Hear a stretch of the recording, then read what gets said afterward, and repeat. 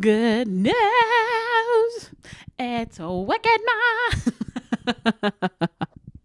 I'm just kidding, but am I? No. Wiki comes out this month, and I could not be more excited.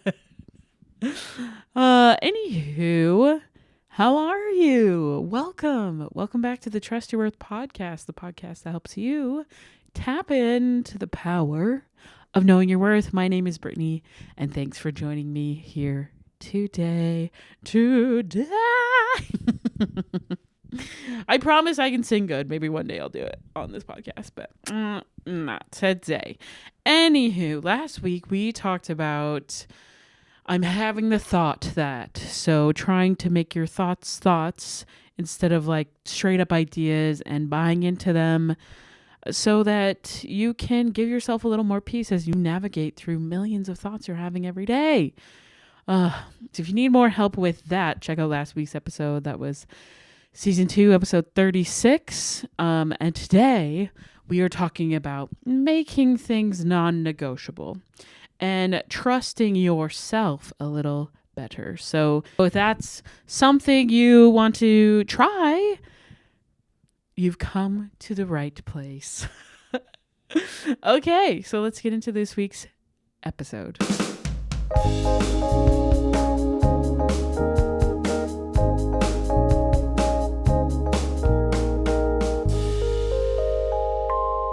This episode was inspired by this post from You Give Me Good Vibes, one of my favorite Instagram pages that I follow.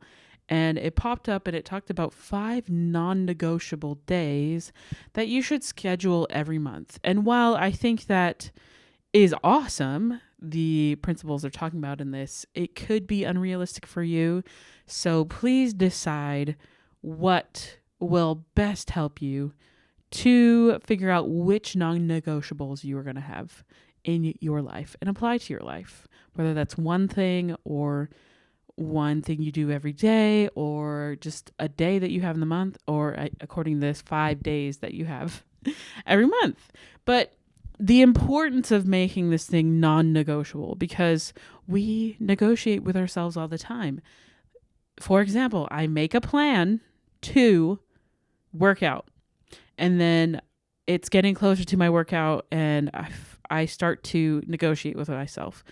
As in, hey, so today at work was really hard. Somebody yelled at me.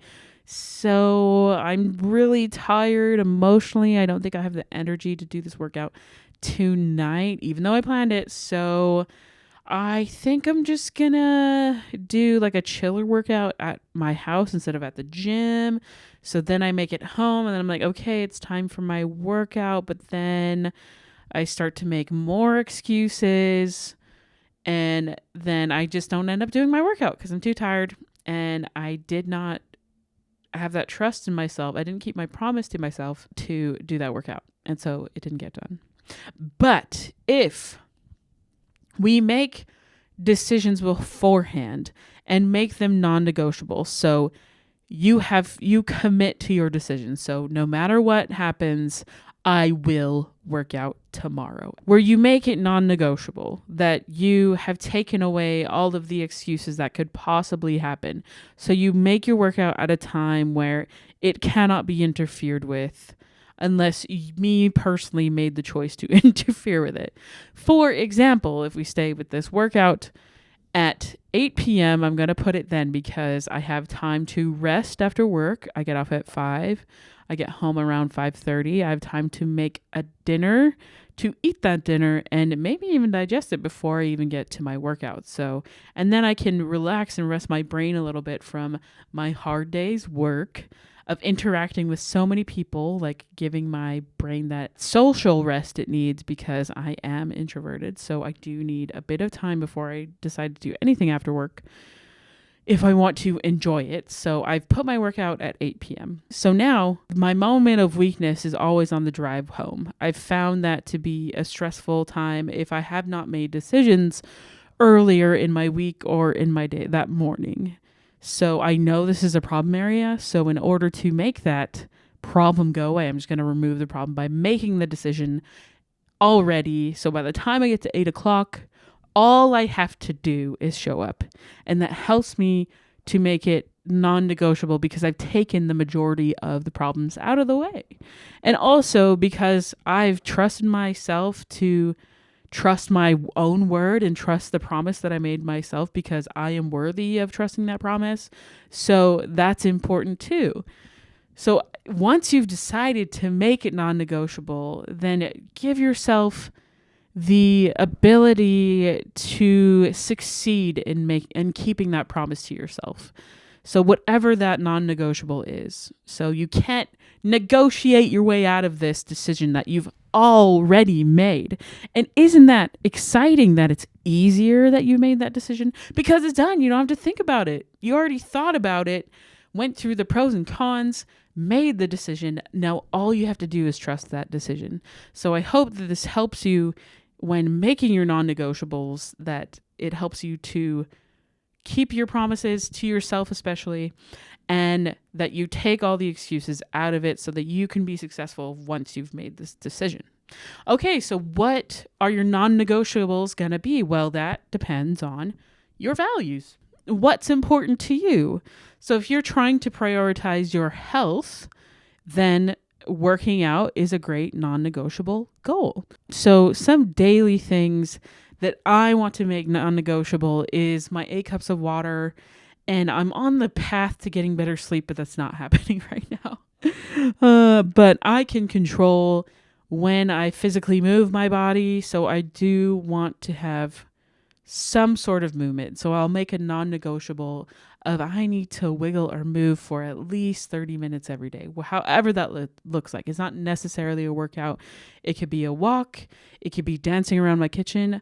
I also include doing cleaning projects within that movement because a lot of times I am moving things. I get really sweaty when I'm trying to clean my house. It's not my house is necessarily super dirty, but like when you're scrubbing floors and there's like or dusting, like it takes physical effort. So I would count that as my 30 minutes of wiggles or movement.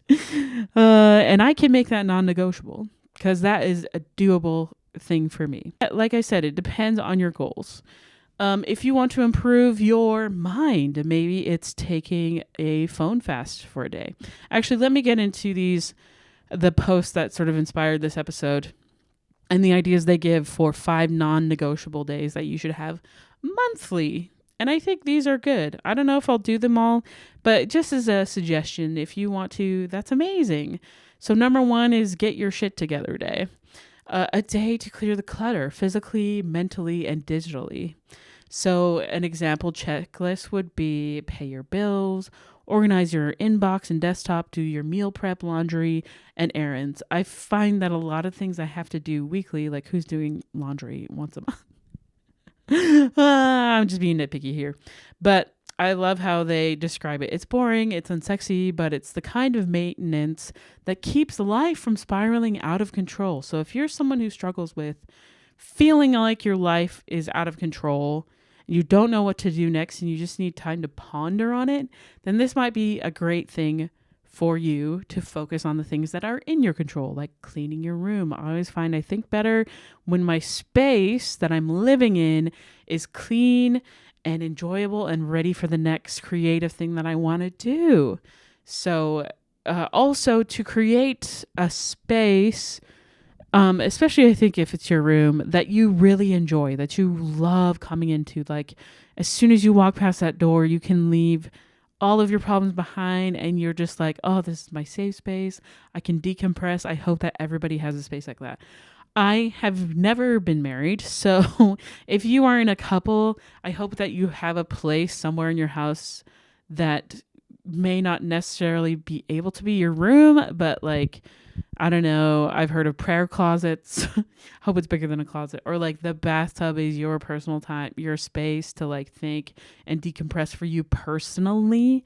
I hope you find that space for you. But yeah, so do the boring stuff day. This is important because yes, our lives require maintenance and boring tasks sometimes. Everything successful, there is some tasks that we don't want to do. For example, I don't really enjoy editing, but I'm kind of okay at it. So I do it because it needs to be done, but it's not my favorite thing to do. So if this is a non-negotiable day that sounds great to you, please give it a try. Okay, next one. Number 2 is an unplugged day.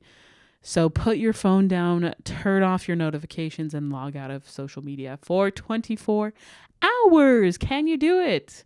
Can you get rid of that dopamine fix that we all have in our lives? I'm guilty of this. I think I definitely need to try this. So instead of being on your phone, you can go on a hike. You can do that craft you've always wanted to do. You can read that book. Spend time with people. Get out there, go do stuff. The world will not fall apart for one day when you're not on social media, and your mental health very well might improve. Number 3, a non-negotiable day could be being a tourist for a day, exploring your city. I had to go to the north side of Edmonton, I don't know, like 3 times this week. And I took a different route. I get my eyelashes done out there. Shout out to Min, Goddess Beauty. She's the best if you need your lashes done. Anyways, I had to go up there, but I also have therapy like in the middle of the city, like close to the river. So I went a different route this time because I went straight from therapy. And I was like, oh, this is over here? You guys have that up here? Like, oh my gosh, I feel like I'm in a new city. And you know what's kind of frustrating about Edmonton is that the food is just better on the other side of the river. Like most of the restaurants that I enjoy are up north, and how could I find them if I don't go explore? So explore your city, visit. It doesn't have to cost money too. You can just like visit a random neighborhood, maybe like the wealthy area, just like, ooh, where does Connor McDavid live? Over there, see what it looks like over there.